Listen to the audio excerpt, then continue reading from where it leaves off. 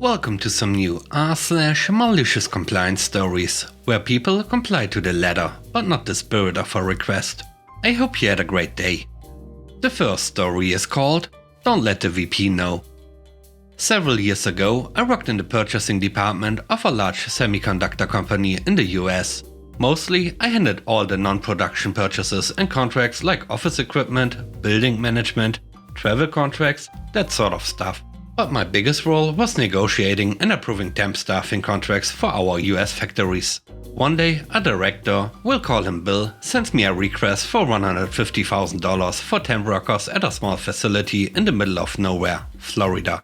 The news was that a couple of local businesses had closed. He had this great idea to save the company money by moving some production down there and snatching up those desperate workers on the cheap. It seemed like a bit of a dumb idea at the time, but it was clearly his pet project, and $150K was within his right to spend without additional approval. So I rubber stamped it and off he went. I hadn't had much interaction with Bill, but he was a jerk, so I was glad to get rid of him. It's important to understand that our company's finance were super tightly controlled. Not a bad thing, but if you wanted to spend $1 over your role's limit, you better have your supervisor's signature in triplicate. Directors like Bill could spend up to $250K, VPs $500K, and anything over $500K had to go all the way up to our CEO for approval. About 3 months later, the trouble starts, when Bill suddenly turns back up, asking for more money. Turns out rural Florida doesn't have a lot of people with the skills to work in an industrial clean room, and the people who do don't come cheap. The money that was supposed to last a year is already gone. But Bill is certain that he just needs a little more time and asked me to approve another $250K without telling our VP, his boss. I straight up refuse, since it's my literal job to stop this. But Bill, being God's gift to this company, throws an absolute fit. It got ugly, and long story short, my boss directly ordered me to approve Bill's money without escalating it. I got this all in writing, since it was sketchy as heck and absolutely something I could get fired for. Finally, Bill's gone, and I don't have to see his smug short balding head anymore. Or so I thought. Having disrespected the great and powerful Bill, I was now the target of his displeasure. For the next 4 months, I get at least 3 emails or phone calls a day from him or his secretary about something they don't like about the building, or the landscaping, or the guy who brings the bottled water, or the snack selection in the machine, or the equipment in the C-level gym, on and on. I'm getting openly berated for things that have nothing to do with me, but I'm stuck having to deal with them because my boss keeps caving to Bill's whims. And none of my paperwork is getting past his office either. I manage the purchasing for 12 facilities in the US and Europe, but if it needs his signature, I've got to personally bring it to him and stand there while he reviews it, or he's refusing to sign. It was somewhere between humiliating and infuriating, and I increasingly wished he'd fall down a staircase. After months of this, finally, my chance for malicious compliance arrived. Shockingly, Bill hasn't managed to turn his pet project around, and what do you know, just needs $250,000 to get him through the year. I sign off, add the money to the purchase order, which now totals a cool $650K, and shoot off an email to both him and my boss to remind them that this won't be shown to the VP. Then I print everything out, including the direct order not to show it to the VP, and march over to the CEO's office for him to sign. After all, it was now over the $500K required limit, and Bill never asked for him not to see it. All hell broke loose when they realized Bill's little project was $500,000 over budget. He didn't lose his job, but he refused to speak to me after that, which was exactly what I wanted. The Florida project was scrapped and was retasked to make basic electrical components. My boss was initially mad, but once he realized my insistence on getting Bill's order in writing had probably saved both of us, the whole thing went away. I was there for another year, and thankfully Bill never made an appearance in my office ever again. The next story is called Wasting Company Money. I used to be a bar manager, which is an understatement. I used to do literally everything in that place. I had a team of 6 people, waiters, cooks and clean staff. I used to deal with the everyday life of the bar. And here in Brazil, it is obligatory for the company to provide drinkable filtered water to employees.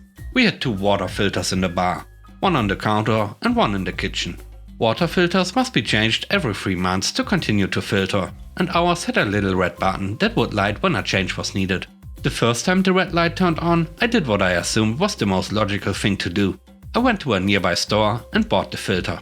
I paid around $25, changed the filter and went on with the daily routine. The end of the week comes and I go to the office to close the week. Basically, I go there and give them the cash that we earned, and they pay me whatever it is I had to buy for the bar routine. I give them the filter receipt. The guy asked me, "Did you have the authorization to buy this filter?" And I said, "Well, no, but we needed the filter and I bought it." He responded that he needed to talk to the boss to see if that was okay. A week goes by and my boss calls me, asking for a meeting that afternoon, which was unusual since they are usually scheduled in advance. I go to the meeting. There, I listen for half an hour about how it is completely unacceptable for me to make a big purchase without authorization. That the company had a purchasing department that makes these kinds of purchases. And that every big purchase I make, I need to send them an email and they will take care of it for me. They also said that the same filter was $16 online and that I was wasting company money. So I apologize and say it won't happen again. Around a month goes by and the other filter in the kitchen also needs a filter replacement. So I do as I've been told and send the purchasing team an email. A week goes by, no response. The next Monday I received an email asking for photos. The first email has the exact model written of the filter. I respond promptly with photos of the filter. 1 month goes by and no filter for the kitchen. I tell the kitchen staff that if they need water, they can ask me, and I fill a jar with fresh water from the other filter. A few days later, I go to the office and they ask me about the filter. And I tell them that it hasn't arrived yet. The boss was there and gets furious, calls the purchasing team and makes them buy the filter online that instant. Another month goes by and the filter hadn't arrived. The other filter also needed replacement again now. So I start telling the staff to get bottled water and to write every single one down so I can count stock later. Around 30 bottles go in a week. The team asks me if we are getting more demands for bottled waters in the bar and I tell them no. The filters that were purchased online arrive and they don't fit. I let the management team know. They ask me to leave the filters at the office because they will change them with the correct ones. I do so the same day. 3 months pass by. The filters are still not changed when I finally leave the company for good. One of my old co-workers still works there. He told me they are still drinking bottled water and the new manager doesn't even know there are filters to be used. The last story is called Lunchtime Compliance. About a month or so ago, I was pulled into the office by my supervisor and another one, acting as a witness. The main topic at hand was that I would take an extra 20 to 30 minutes for lunch every day. A personal decision that I've been doing for 6 years now. When I explained I would do this to get rid of some of my overtime and was saving the company about 2 to 3 hours of time and a half pay, it didn't matter to my supervisor. He stated that I needed to be more punctual because he needs me on the floor. Okay, that's understandable.